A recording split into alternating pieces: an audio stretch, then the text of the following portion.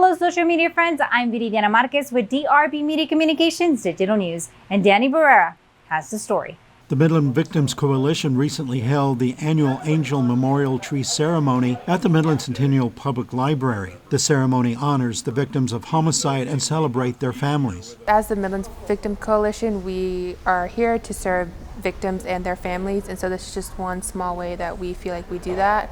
And we understand that holidays can be hard for families of victims, and so we just want to show our support in some way to those families. The Midland Victims Coalition helps families of victims of homicide with referrals to agencies that can provide resources and other services. The Midland Victims Coalition is actually made up of several different members from several different organizations, and each organization serves victims in some capacity.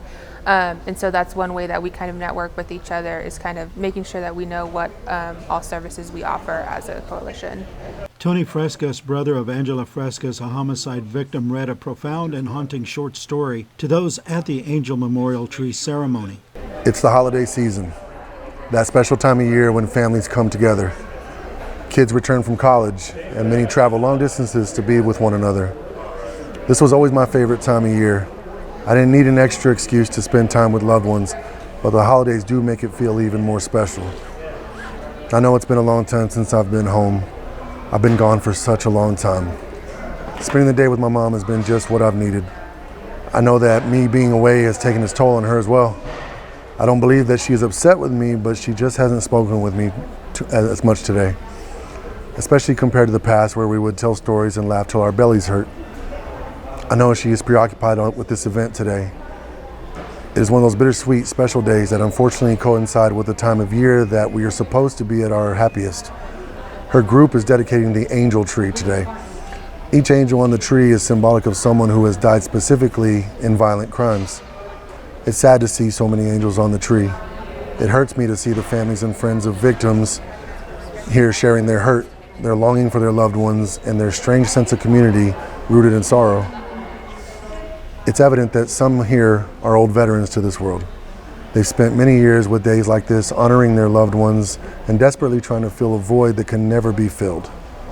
Some are new to this, and I can tell they're still learning to heal an all too fresh wound. I can't help but feel sorry for them, but at the same time I also feel a sense of awe for them as well. These wonderful people, each one so different than the next, find the strength every day to simply make it to the next. The next day without their own angel. The next day without hearing that voice, getting that one more hug, one more kiss, or one more of anything without the presence of their angel. They don't strike me as the type of people that walk around in a state of sadness. I think it's just something they have learned to live with, and it has simply become part of them. I'm sure that some days are better than others, and that the hard days are especially hard. Not a single angel deserves to be on that tree. Their lives were taken by senseless acts and unfortunate tragedies. Like them, those left behind also didn't deserve this. To lose someone so special to you for no possible reason you can comprehend. The ceremony is over now, and everyone begins to move around. Some leave immediately, some stay and chat, and some stay longer for hugs and how have you beens. As I wait for Mom, as she greets and hugs the others, I take a seat on the bench next to a man sitting alone. I whispered hello, but he didn't respond. I noticed a few moments later, as he discreetly wipes tears away, he's holding a photograph. I can't quite make out the image, and I try not to be nosy. He must have his own angel on the tree. A few minutes go by. He straightens up a little and he quietly whispers, "I miss you so much. I still love you, and God, I wish you were here." I was taken aback by what had transpired. His pure emotion took me by surprise, even though I knew that he must have lost someone. I could feel the power of his sadness, and my soul hurt for his soul. Before I could offer any comfort, the man stood up and quietly walked outside into the cold darkness. He never even knew I was there. What could I have possibly said to him that would have helped him at all anyway? I felt for him though, and I said a quick prayer that God may soon give him comfort and strength. By now most people have left, but my mom is still chatting with the other stragglers. She's always been the chatty type. I certainly didn't want to interrupt her, so I sat patiently. Out of curiosity, I walked up to the angel tree. You know, it was a beautiful tree, nicely decorated, but not too much. You can tell that some love went into it. I suppose the focus didn't want to be taken from the angel ornaments themselves. Of course, one can't help but be sad at what it represents. And maybe Christmas time is not the best time for such a somber symbol. Yet again, I can't help but feel a sense of reverence for the family and friends that have learned to live on, even with the pain. To come together in support of one another with love and compassion is perhaps a far greater effect of the tree itself. I read a few names, I walked around the tree a little and read a few more. It still saddened me that each name on here not only represented a person lost, but also, like the man on the bench, a person or a family that has been left behind to pick up the pieces. As I walk around to the front of the tree, I see one angel that is turned around so that the name cannot be seen. I reach to fix it, but just as I do, Mom walks up and stands there with me. She stands in silence for a minute. I do not disturb her. She has a few tears rolling down her cheek, but she doesn't wipe them away. She wears them, almost like a badge of honor, unashamed. Or maybe she's just grown far too accustomed to the tears she doesn't even notice. I'm not sure myself. I know that she is strong, and I'm proud of her for that. She reaches up to fix the back-facing angel that I was going to fix. I looked at her, then I looked at the angel, and when I read my name on it, it startled me. I took a step back. I couldn't speak or move. I just stood there next to her.